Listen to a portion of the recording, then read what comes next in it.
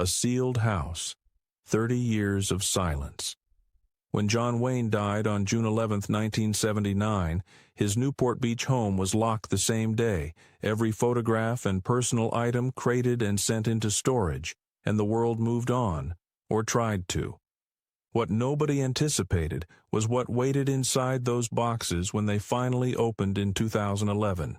Scripts with pages folded to mark finished scenes, a last driver's license that sold for $89,000 at auction, and a will so quietly devastating that it fractured his family for decades.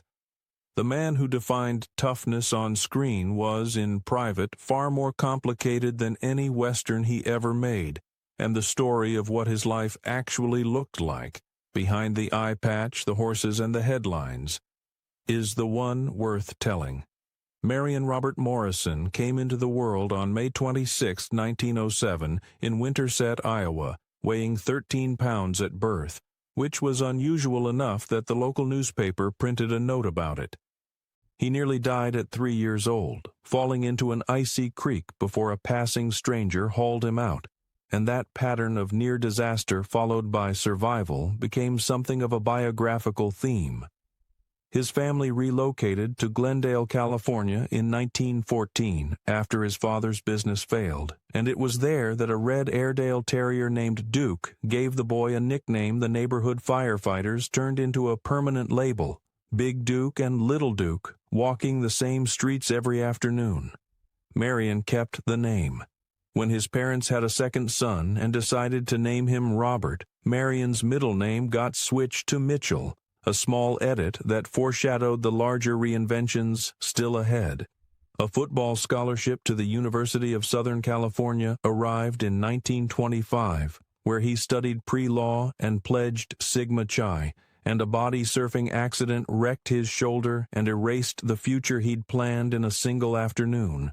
What replaced it was unglamorous: $35 a week hauling props at Fox Studios in 1927, an uncredited appearance as a football player in Brown of Harvard, and a slow accumulation of proximity to people who mattered. John Ford was one of them.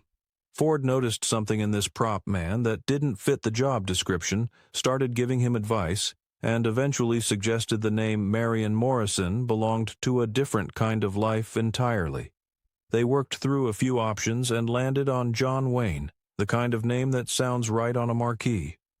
Between 1930 and 1939, Wayne ground through over 80 low-budget westerns, some filmed in fewer than 2 days, surviving on one meal a day, usually a can of beans heated on a hot plate, and growing steadily more convinced that none of it was building toward anything.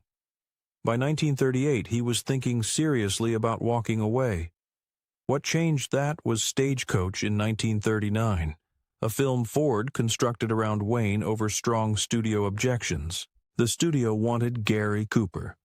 Ford threatened to leave the production entirely if Cooper replaced Wayne, and the studio relented. Wayne played the Ringo Kid, and his entrance, a camera pushing slowly toward his face as he raised a rifle, required 27 takes because nerves kept dismantling the shot. Stagecoach earned 7 Academy Award nominations, won 2, and turned Wayne into a star in one screening. His pay for the entire film was $3,700. The creative partnership between Wayne and Ford stretched across 50 years and 14 films, reshaping the Western genre and much of Hollywood along the way. Ford's method with Wayne involved public pressure. On the set of The Searchers in 1956, Ford made Wayne repeat the simple action of picking up a gun 17 times in front of the full crew, grinding him down in front of everyone. Wayne absorbed it without complaint, certain the humiliation extracted performances he couldn't reach another way. The Searchers received nothing from the Academy Awards on release and is now regarded as one of the greatest American films ever made. Their final collaboration, Donovan's Reef, filmed in Hawaii in 1963 in 100-degree heat, saw Ford directing scenes from a stretcher after shingles left him too ill to stand. They finished it anyway. Sands of Iwo Jima brought Wayne's first Oscar nomination in 1949. The role of Sergeant John Stryker felt too familiar to him initially, and Republic Pictures president Herbert Yates had to offer $250,000 plus profit participation to make it happen. Director Alan Dwan wanted the battle sequences to feel real, so the production used actual flamethrowers and live explosives. One detonation knocked Wayne unconscious for 30 minutes and shut filming down for 2 days. The U.S. Marine Corps provided genuine combat footage from the Battle of Iwo Jima, integrated so seamlessly with the staged sequences that audiences couldn't locate the boundary between them. 3 of the real surviving Marines who raised the flag at Mount Suribachi appeared in the film. Wayne lost the Oscar to Broderick Crawford in All the King's Men, a film Wayne had turned down because he considered it un-American. For 15 years, Wayne carried the idea of the Alamo before the money and the moment aligned, and when 1960 came, he committed everything, his house, his cars, his boat, to a $12 million production. A full-scale replica of the Alamo rose in Texas, built from over 1.5 million adobe bricks with historically accurate details down to 1830s-era nails, and the set became a tourist destination that stayed open until 2009. Filming stretched 79 days in temperatures that reached 110 degrees, with 7,000 extras and 1,500 horses working the landscape. 7 Oscar nominations came back, including Best Picture, but the box office never recovered the production costs, and Wayne's exclusion from the Best Director category left a wound he didn't discuss openly. True Grit in 1970 finally produced the Academy Award his career had long been circling. Wayne had nearly declined it, physically diminished from lung cancer surgery and uncertain his body could manage high-altitude filming in Colorado's cold. But reading the novel settled the question. On set, an oxygen tank stood nearby between takes. His horse stumbled on a steep hillside mid-scene and Wayne tore a shoulder muscle and filming continued. Playing Rooster Cogburn required extra weight, an eye patch that reduced his field of vision enough that he had to memorize set layouts to avoid walking into things, and a quality his previous roles had rarely demanded. The film earned over $31 million, and accepting the Oscar that night while running a fever, Wayne delivered his most repeated line. If he'd known what the eye patch would do for him, he'd have put it on 35 years earlier. His 3 marriages moved like his best films, large in scale, emotionally combustible, and expensive to resolve. Josephine Sayans married him in 1933 and gave him 4 children before his affair with Marlene Dietrich quietly dismantled the foundation. The affair began during the filming of 7 Sinners in 1938 and lasted nearly a decade while Wayne remained legally married to Josephine. Dietrich actively advanced his career during those years, helping place him in leading roles in The Spoilers and Pittsburgh in 1942. Esperanza Bauer married him in 1946 and produced the marriage's defining moment the following year. Convinced Wayne was sleeping with his co-star Gail Russell, she picked up a gun and fired it at him when he walked through the door after a late party. Nobody was hit. The marriage ended in 1954. Pilar Palet married him the same year and remained his legal wife until his death, though they separated in 1973, and from that point forward his secretary Pat Stacy managed his schedule, lived in his house, and sat beside him through every cancer treatment. 34 years younger than Wayne, she never remarried after he died, and her 1983 book Duke, A Love Story, offered readers a man no screen performance ever fully captured, quieter, more fragile, and more dependent on the people around him than his public image permitted. Lung cancer arrived in 1964 after decades of smoking up to 6 packs a day. Surgeons removed Wayne's left lung and 2 ribs with a 50% survival probability on the table. He made it through, then went public with the diagnosis against advice from people who believed it would end his commercial value. He called the disease the Big C to take some of the terror out of the name, and appeared in a 1965 American Cancer Society television commercial asking Americans to support research and get themselves screened. Stomach cancer returned in 1979. From his hospital bed, he recorded messages urging continued funding for cancer research, and weeks before he died, he said plainly that they might find a cure without anyone's help, but he wouldn't bet his life on it. The Shootist in 1976 required very little imagination from anyone involved.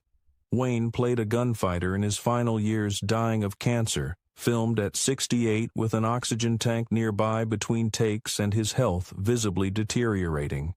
He still performed his own stunts. The original screenplay had his character shot in the back, and Wayne refused it outright. He'd never allowed that in any film he'd made and wasn't going to start at the end. The ending was rewritten. The film grossed $13.4 million and read unmistakably as a farewell. 3 years later, Wayne died at UCLA Medical Center on June 11, 1979. President Jimmy Carter called him bigger than life. Orange County Airport became John Wayne Airport shortly after. His family established the John Wayne Cancer Foundation in 1985, which evolved into a research institution responsible for developing early cancer detection methods credited with saving many lives. The estate he left was valued at $6.85 million, roughly $25 million in today's terms, a figure that startled people who'd watched him earn at the top of Hollywood for 4 decades. The will made things worse almost immediately. Pilar, his wife of more than 20 years on paper, received nothing.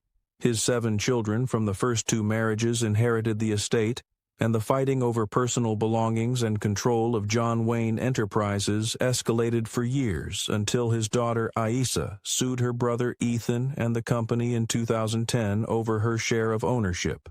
When the sealed storage finally opened in 2011 and over 700 items went to auction at the Hyatt Century Plaza in Los Angeles on October 6th and 7th, the range of what emerged felt like a time capsule nobody had been prepared to open.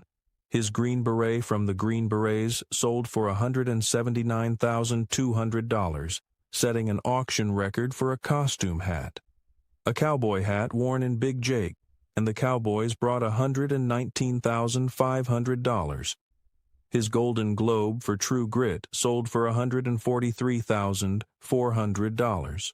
His last driver's license, a piece of plastic as ordinary as anything in a wallet, went for $89,500. A gold-plated Winchester rifle he'd given to a friend as a gift sold for $113,315.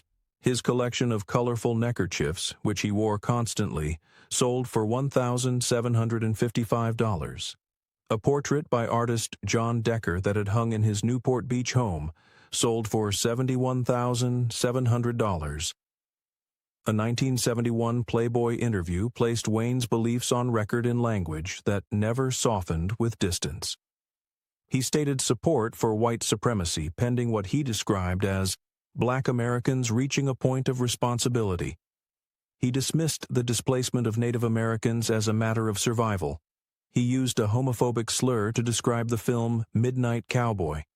The interview resurfaced in February 2019 and spread widely enough to move institutions. Orange County Democrats formally requested the renaming of John Wayne Airport in 2020 following protests after George Floyd's killing.